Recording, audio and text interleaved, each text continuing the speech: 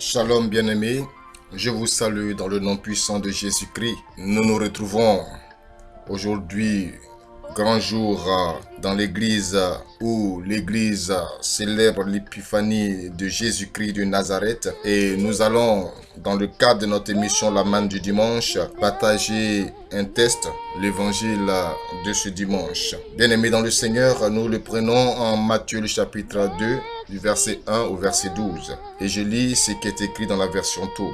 Jésus étant né à Bethléem en Judée, au temps du roi Hérode, voici que des mages venus d'Orient arrivèrent à Jérusalem et demandèrent: où est le roi des Juifs qui vient de naître? Nous avons vu son astre à l'Orient et nous sommes venus lui rendre hommage.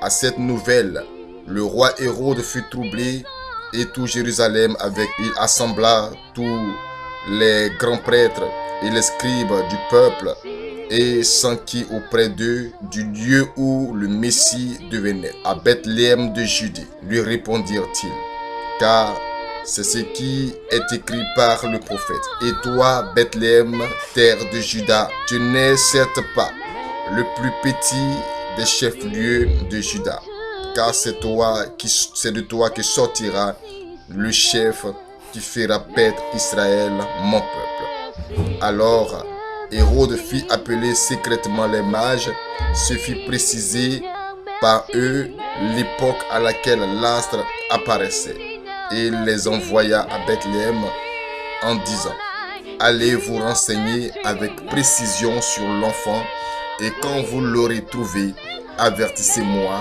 pour que moi aussi j'aille lui rendre hommage. Sur ces paroles du roi, ils se mirent en route, et voici que l'astre qu'ils avaient vu à l'Orient avançait devant eux, jusqu'à ce qu'il vint s'arrêter au-dessus de l'endroit où était l'enfant. À la vue de l'astre, ils éprouvèrent une très grande joie. Entrant dans la maison, ils virent l'enfant avec Marie, sa mère, et se prosternant, ils lui rendirent hommage. Ouvrant leur coffret, ils lui offrirent en présent de l'or, de l'encens et de la myrrhe. Puis, divinement avertis en songe de ne pas retourner auprès d'Hérode, ils se retirèrent dans leur pays par un autre chemin. Gloire à Jésus. Bien-aimés dans le Seigneur, c'est une grande joie pour moi d'être avec vous dans le cadre de notre émission La Manne du dimanche, et encore particulièrement aujourd'hui où l'église célèbre l'épiphanie du Christ. Oui, c'est vraiment merveilleux, puisque ici l'évangile nous parle des mages d'Orient. Les mages d'Orient qui sont venus pour adorer l'enfant Jésus. Pour dire que Jésus n'était pas seulement le roi des Juifs, mais il était le roi des rois. Il était le roi de l'univers. Donc les mages qui l'ont vu se sont déplacés. Vous savez très bien que les mages sont des devins, des personnes qui savent lire les signes des temps. Et certainement, ces personnes ont dû lire beaucoup de signes dans le ciel. Ils ont pu interpréter beaucoup de signes dans le ciel. Mais un jour, ils ont vu un signe. Alléluia. Le signe particulier, le signe qui annonçait le roi des rois, le Dieu de l'univers. Et ils se sont déplacés depuis leurs origines pour venir en Israël. Et ils se sont dirigés vers la capitale pour rencontrer l'enfant Jésus. Pourquoi? Parce que ils savaient que c'était un roi, donc certainement pour eux, ce roi devait être dans le palais royal à Jérusalem. Malheureusement, ils n'ont pas trouvé le roi là-bas, puisque lui, sa royauté n'est pas une royauté de prestige, mais une royauté de gloire. Alors, il est né, selon l'évangile de Luc, Jésus est né dans la misère totale. Lui qui est riche, lui qui est Dieu, créateur de l'univers visible et invisible, lui qui a la capacité de naître dans un endroit doré, dans un endroit prestigieux, il est allé naître comme un pauvre. Et voilà, maintenant les mages sont perdus, ils sont allés à Jérusalem pour se renseigner sur le lieu où était né le roi des Juifs. Ce qui est important, c'est que Hérode a pris au sérieux cette révélation, puisque Hérode, certainement, en tant que athée, quelqu'un qui ne croyait pas en Dieu, mais c'est des gens qui avaient beaucoup de considération. Vous savez très bien que les rois des temps anciens, comme le pharaon, comme Nabucodonosor, toutes ces personnes étaient des personnes qui avaient beaucoup de considération pour les visions, qui pour les interprétations des signes, les songes, tout cela, et ils avaient même des visionnaires professionnels qui travaillaient à leur côté. À telle enseigne que lorsque ces mages sont venus dire que où est né le roi des Juifs, Hérode n'a pas négligé cette information, que peut-être même les Juifs eux-mêmes ont négligé, mais Hérode ne l'a pas négligé. La Bible dit que Hérode va demander aux scribes que s'est-il passé, où est-ce que le roi devait naître, puisque Hérode avait certainement entendu parler de l'avènement de l'enfant Dieu. Il avait certainement entendu parler du roi qui devait naître, et si ce roi était effectivement né, lui, son trône était menacé. Qu'est-ce qu'il fallait faire? Il fallait tout faire pour éliminer cet enfant. Vous voyez, dans ce monde, on se comporte un peu comme si on était des immortels. On occupe des responsabilités qu'on ne veut plus jamais laisser. Oh, nous sommes en pèlerinage sur la terre et un jour nous allons tout laisser. Alors pourquoi ne pas maintenant commencer déjà tout tranquillement à pouvoir céder souvent la place à d'autres personnes et puis opter pour une retraite? Les gens n'aiment pas cela. Toujours on veut être dans le prestige, on veut toujours diriger, on veut toujours être au devant des choses et écraser les autres. Alors Hérode va prendre une résolution maligne et il va demander aux scribes où est-ce que devait naître le roi des Juifs, devait naître le Messie. Alors la Bible va dire que les scribes vont lui lire le passage de Michée le chapitre 5 qui dit ceci, que et toi Bethléem, terre de Juda, tu n'es certes pas la plus petite des chefs-lieux, du moins le plus petit des chefs-lieux de Juda, car c'est de toi que sortira le chef qui va paître tout Israël, le peuple de Dieu. Alors, c'est vraiment merveilleux. Il dit, et toi, Bethléem. Et j'aimerais dire à quelqu'un, tu es Bethléem. Tu es Bethléem. Parce que quand le prophète parle à Bethléem, il s'adresse à Bethléem comme s'il s'adressait à une personne. Il dit, et toi, Bethléem, tu n'es certes pas le plus petit. Tu n'es certes pas le plus petit des chefs-lieux. Certainement, Bethléem était considéré comme la plus petite contrée de Juda. Bien-aimé, peut-être que toi aussi, toi-même, tu te considères, ou bien même les gens te considèrent comme étant quelqu'un d'anonyme, quelqu'un de moins important, quelqu'un qui ne peut pas apporter quelque chose d'extraordinaire à une famille, à l'humanité, mais je vais t'annoncer quelque chose. La Bible dit que de toi naîtra le Messie. À cause de cela, du coup, le statut de Bethléem va changer. Bethléem devient maintenant la grande cité de Juda. Bethléem devient maintenant la cité par référence, la cité par excellence, pour que Dieu puisse véritablement choisir Bethléem, c'est-à-dire que Bethléem était depuis longtemps une cité mise à part. Bien-aimé dans le Seigneur, tu es quelqu'un de mis à part, tu es quelqu'un de béni, même si les gens pensent que tu n'es rien. Aujourd'hui, à travers la célébration de l'épiphanie, je t'annonce que de la même manière que Bethléem a été élevé à cause de la personne de Jésus-Christ, je te dis seulement attache-toi à Jésus et tu ne seras pas la dernière. Attache-toi à Jésus-Christ et tu ne seras pas une risée. Attache-toi à Jésus-Christ et même si les gens t'avaient caricaturé, Dieu viendra te redonner un nouveau statut. Nous sommes au deuxième dimanche de l'année nouvelle 2017. Je profite pour réitérer mes vœux de nouvel an à quelqu'un qui va dire Amen. Je vais te dire que Dieu n'a pas changé. Ce Dieu puissant, ce Dieu vivant, il est encore capable capable d'intervenir dans ta vie. Il est encore capable de changer ton existence et de te donner une vie pleine d'espérance et de gloire. Bien-aimé dans le Seigneur, ce moment est un moment solennel, un moment de grâce, un moment de bénédiction. Amen. Lorsque les mages sont sortis de la maison d'Hérode, la Bible dit l'étoile va réapparaître. Bien-aimé, je voulais te parler de l'étoile. L'étoile est la symbolique de la gloire que Dieu dépose sur la vie de chacun. Amen. Et la Bible dit que cette étoile était spéciale. Cette étoile était particulière. J'annonce à quelqu'un que tu as une étoile. Et personne ne peut compromettre ton étoile. Hérode avait voulu perturber la destinée de l'enfant Dieu. Il avait voulu perturber la destinée de l'enfant Jésus-Christ. Mais lorsque la main de Dieu est sur la vie de quelqu'un, l'ennemi peut se lever. Le diable peut se lever. Les Hérodes peuvent se lever. Mais Dieu a toujours le dernier mot. Et la Bible dit, lorsqu'ils sortirent de la maison de Hérode, sur le chemin, ils vont revoir l'étoile apparaître. Alléluia. Ils vont revoir l'étoile apparaître.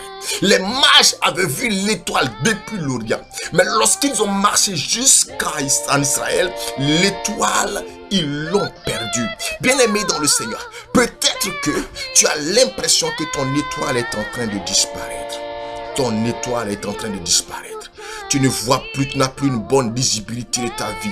Tu t'interroges sur ce qui avait été annoncé sur ta vie. On avait certainement dit que quelque chose de glorieux allait se passer, mais tu as l'impression que les choses, chaque fois que les prophéties tombent, mais les choses s'assombrissent. Je vais t'annoncer que rien ne s'est encore assombri pour toi. Rien ne s'est encore assombri pour toi. Il y a des temps comme ça. Regardez bien, amis, pour arriver à Canaan, il a fallu qu'Israël, qui avait vu la gloire de Dieu sur la mer Rouge, même avant la mer Rouge, les 10 flots que Dieu avait libérés sur Pharaon pour détruire le royaume de Pharaon, et Dieu les a fait passer à pied sec la mer Rouge. Mais ce peuple, à un moment donné, a passé des temps dans le désert, a traversé le désert. Le désert est un chemin important, un chemin de formation pour que tu puisses arriver à Canaan. Si tu ne passes pas par le désert et que tu arrives à Canaan, tu ne pourras pas réussir ta mission, tu ne pourras pas atteindre ta vision. Mais Dieu a un plan. Dieu a un plan. Les mages arrivent en Israël, ils ne voient plus l'étoile. Ils arrivent en Israël, ils ne voient plus l'étoile. C'est Dieu qui avait dit que tu allais te marier. Où est-ce qu'il est? Tu ne vois plus ton mariage. Ils arrivent en Israël, bien-aimés dans le Seigneur, ils ne voient plus l'étoile. Le travail, depuis que tu es entré dans l'église, tu as eu l'impression que les choses qui t'avaient été annoncées ont disparu. L'enfantement, tu ne le vois plus. Tu ne vois plus ton étoile. Bien-aimé dans le Seigneur, les finances sont devenues quelque chose de difficile pour toi. Tu n'arrives plus à joindre les deux bouts. Les mois se succèdent. Les bailleurs te menacent. Ils menacent de t'expulser parce que tu n'arrives pas à payer ta maison. Tu ne vois plus ton étoile. Alléluia. Mais bien-aimés dans le Seigneur, la Bible dit que lorsqu'ils ont quitté la maison de Hérode, mais avant de quitter la maison d'Hérode, la Bible me donne une révélation. Il dit que Hérode va demander aux scribes, qu'est-ce qui a été dit? Où est-ce que le Messie devait-il naître? Et les scribes vont consulter la Torah, vont consulter les prophètes et découvrir que la parole avait été annoncée par le prophète, que c'était à Bethléem. Oh, bien-aimé dans le Seigneur, souviens-toi de la parole de Dieu.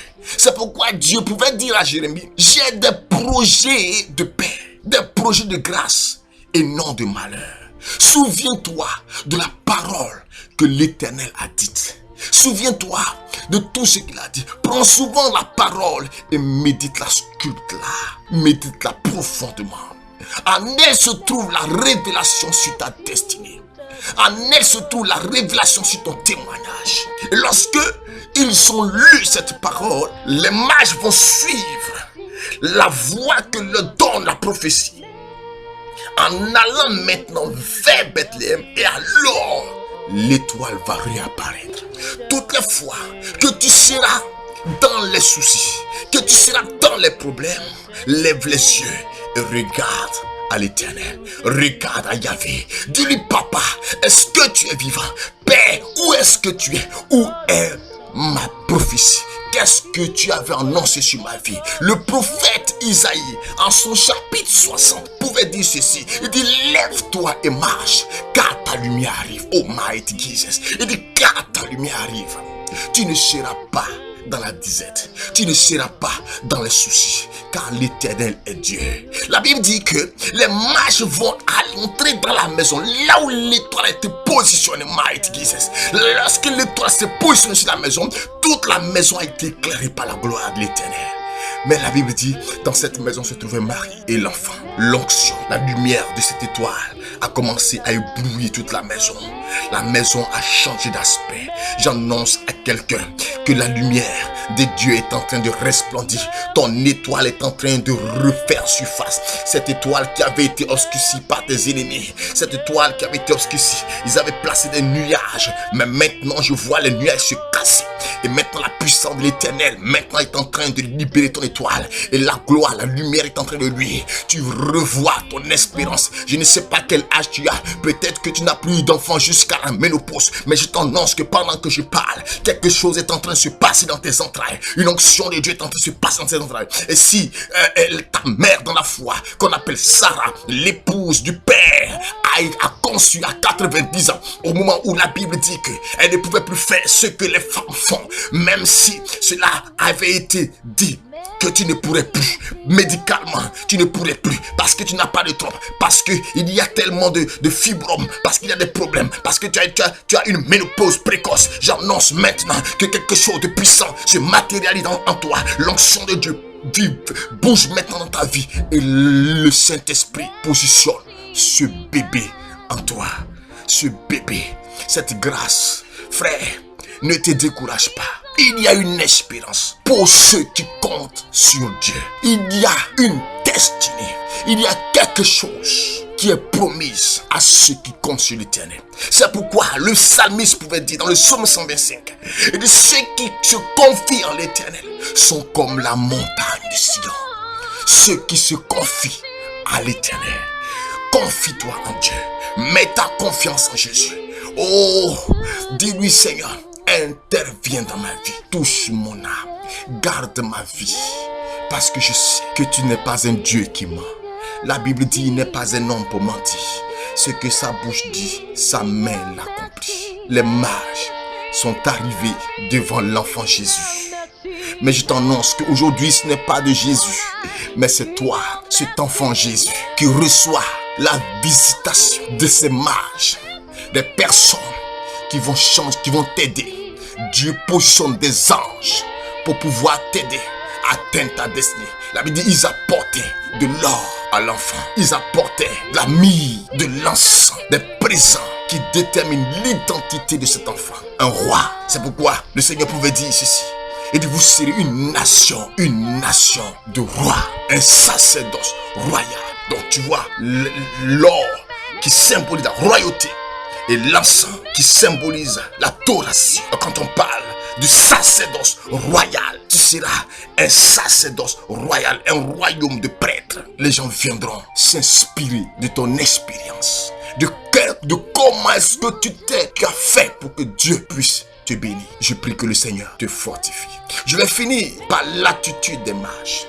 Lorsque les mages ont fini par adorer l'enfant, ils partaient. La Bible dit que Dieu va se révéler à eux en songe. Vous savez, bien-aimés dans le Seigneur, beaucoup de chrétiens ne considèrent pas beaucoup les songes. Et quand on dort, on fait des visions dans la nuit, on se réveille, on dit non mais écoute, c'est un rêve. Écoute, c'est vrai, ça peut être un rêve. Psychiquement, oui, on a besoin de rêver vraiment pour épurer un peu l'esprit. Mais vous savez, généralement, pour les enfants de Dieu, Dieu parle. Lorsque tu fais un rêve et tu te réveilles, il faut chercher non seulement à avoir le sens, mais deuxièmement à le porter en prière, afin que si c'est une bénédiction, elle s'accomplisse. Si c'est une malédiction, elle puisse s'éloigner. Si les mages étaient retournés comme promis vers Hérode allait tuer l'enfant. Frères et sœurs dans le Seigneur, je prie que le Seigneur te bénisse, qu'il te fortifie, qu'il t'assiste, qu'il fasse lui ton étoile, qu'il dispose des anges pour t'assister dans tout ce que tu vis. Que la gloire, la louange et la magnificence te soient rendues par Jésus-Christ notre Seigneur. Amen. Je bénis le Seigneur pour ce moment que nous avons passé. Et tous ceux qui veulent véritablement un accompagnement, vous pouvez nous contacter au 225 05 05 54 49. Les autres contacts email sont affichés en dessous. Que le Seigneur vous bénisse.